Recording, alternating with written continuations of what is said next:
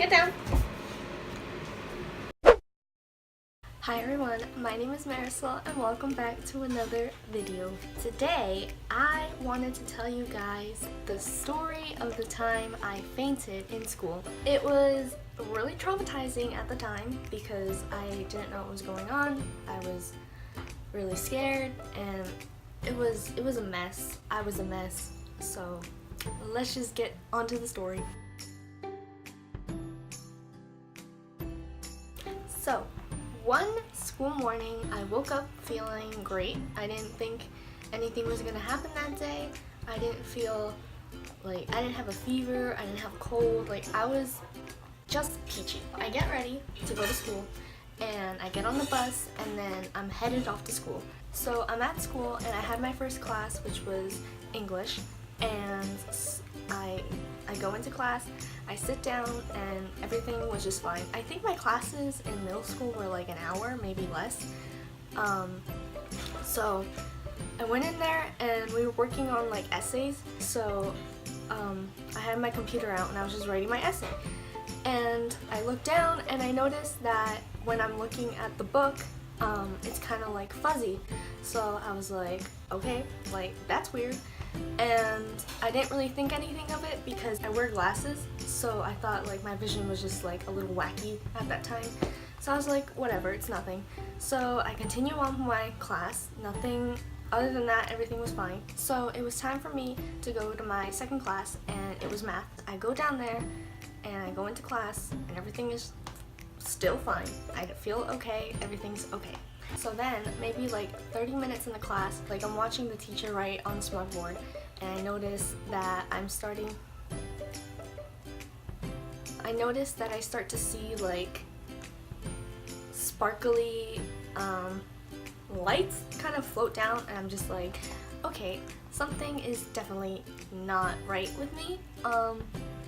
Like, why am I seeing this? I start to get a little anxious, and when I get anxious, my stomach starts to hurt, and it's just not a fun time for me. So I asked to go to the nurse, and the teacher lets me. So I go to the nurse, and then there was someone in line waiting, like there was someone before me, so I had to wait. And as I was waiting, I start to feel like a headache come on, so I was just like, great, another thing that I don't need right now. My mom's making sopes, so if you hear that little clapping noise, it's her making the tortillas. The nurse finally comes out and she asks me like what's wrong, and I tell her all my symptoms. I'm like, I'm starting to see like sparkly things in my vision. I don't know what's wrong. I feel my head kind of hurts. And she took my temperature and it came out fine. So I was like, maybe it's just in my head. Maybe I'm like not even feeling these symptoms. I don't know. So she tells me like, did you eat in the morning? And I was like, no. But like I never eat in the morning just cause like food, like breakfast foods would, like breakfast in the morning, like food in the morning would like make me sick, so I just didn't eat it. I didn't eat breakfast ever, so like that wasn't like why I was feeling sick. She gives me some crackers and she just tells me like, if you feel sick again, just come back up. So I go back to my class, and then by this time it was time to go to our third class. So I go down to science, and like 15 minutes in, I start to feel really sick again. So I go back up to the nurse, and at this point I'm like kind of fed up with it because like my headache started to get a little worse. My skin was really pale, my head was hurting, I felt nauseous, everything was just really bad. So then I thought like to myself, I was like, maybe I'm coming down with the flu, and these are just like symptoms I'm having, like maybe I just have to go home and relax. I wish it was that. So I go to the nurse and she comes out again and she's like, do you feel worse? And I was like, yeah. And she looked at me and her face was kind of like, oh, like this girl's sick. The nurse tells me to call my dad, and I do. And like when I called my dad, I was really like, I was on the verge of tears. Tears came out when I was calling him, and I was just like, Dad, you need to come over here to the school because I'm sick and I don't know what's wrong. And then he was like asking me like what was wrong, and I was just like, I don't know, like I'm feeling dizzy and my head hurts and all this other stuff. And he was like, okay, I'm on my way. So his work was like 10 to 15 minutes away from the school, so it wasn't that bad, but I still had to wait a little bit. And I guess at the same time I was talking to my dad, the nurse called one of my teachers that I was really good friends with. And so the teacher comes over and I'm in the nurse like just crying, and then she's like, what's wrong? And I was just like, I don't know, I don't feel good and all this other stuff. And she's like, why don't you come to my room and like just relax there. She didn't have a class at the time, so I was like, okay. So I go to her room. There was this like big brown desk and I just sat there, and I don't know, everything was just like starting to bother me. Whenever someone would talk, I would just be like, oh my god, shut up. At this point, my headache started to reach its like peakness of painfulness. So everything bothered me. The light bothered me, people talking bothered me, someone coughed, like shut up. I laid my head down and I was just hoping and praying to God that my dad got there soon, because I couldn't take it anymore. Like I just wanted to go home and relax. I get the urge to vomit, so I tell the teacher and she brings over a trash can and she like puts it right next to me. I do throw up, but it wasn't like nothing was coming out because like I didn't eat anything that morning, so like it was just a dry throw up. Eventually the nurse calls the teacher and she's like, Marisol's dad is at the office, like bring her down. The teacher told me, and I told her, I was like, can I go to the bathroom first before I leave? And then she was like, sure. So now I'm wishing I would have waited, because it would have like just like not made all this what I'm about to tell you happen.